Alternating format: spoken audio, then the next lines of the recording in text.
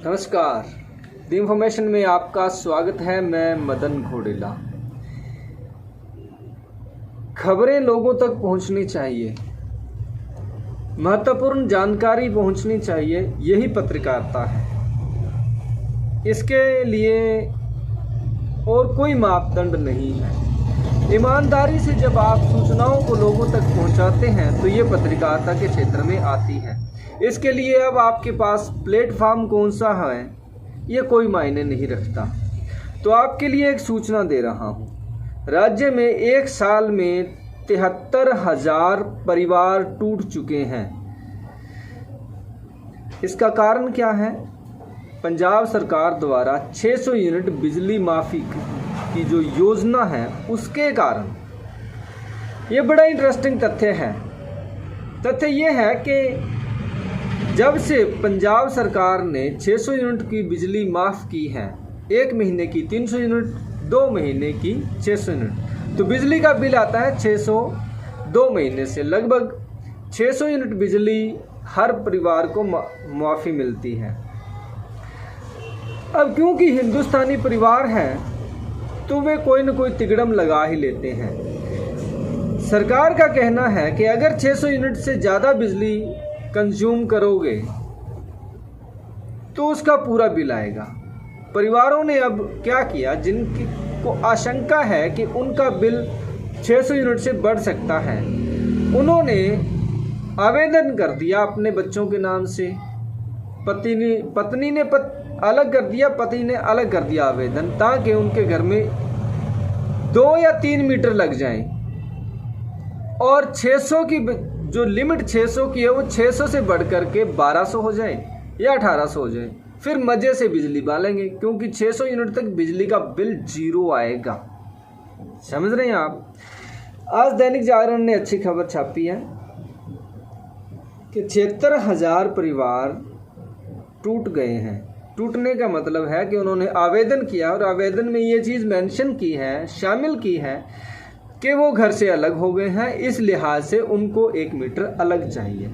हालांकि एक ही छत के नीचे रहते हैं। ऐसा कोई कानून नहीं है कि अगर आप बिजली के लिए मीटर के लिए आवेदन करें और डिपार्टमेंट उसको मना कर दे, उसको कनेक्शन देना ही पड़ेगा। इसलिए राज्य के 76,000 लोगों ने नए मीटर के लिए आवेदन किया है। अब इसी खबर में और तथ्य मैं आपके साथ जोड़ता हूँ।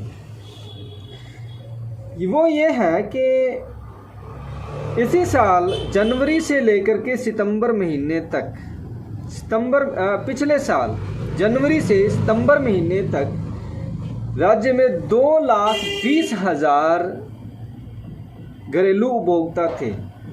हैरानीजनक तथ्य ये है कि इस साल एक साल में 2,95,000 नए उपभोक्ता जुड़ चुके हैं।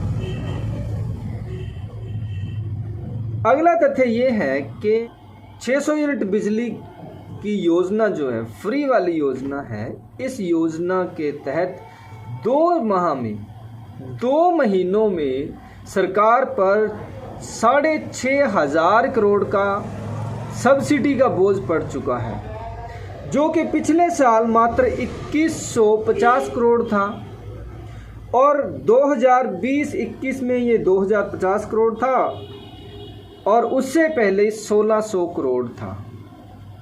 मतलब 600 यूनिट बिजली माफ़ी के कारण सरकार पर करीब 4,000 करोड़ की सब्सिडी का बोझ बढ़ गया है।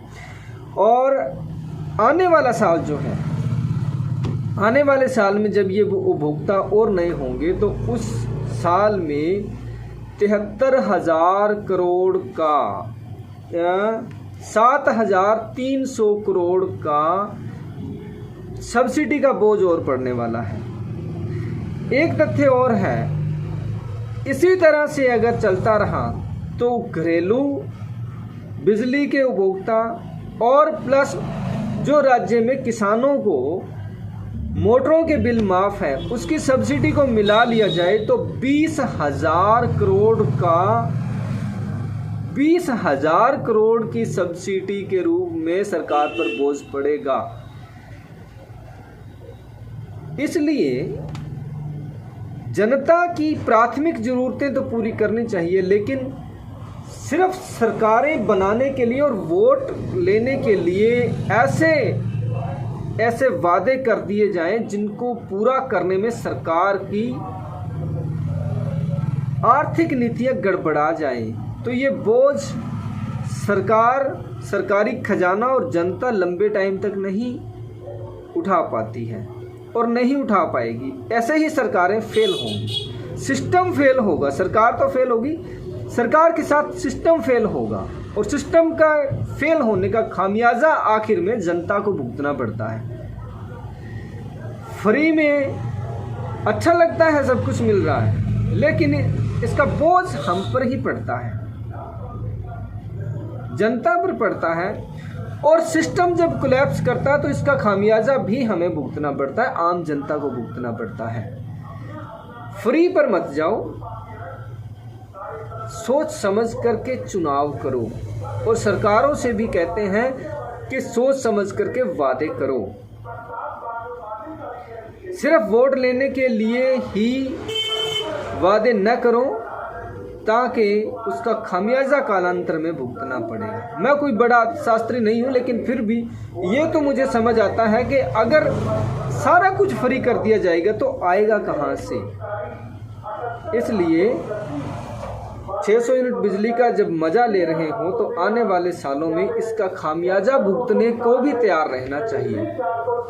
नमस्कार।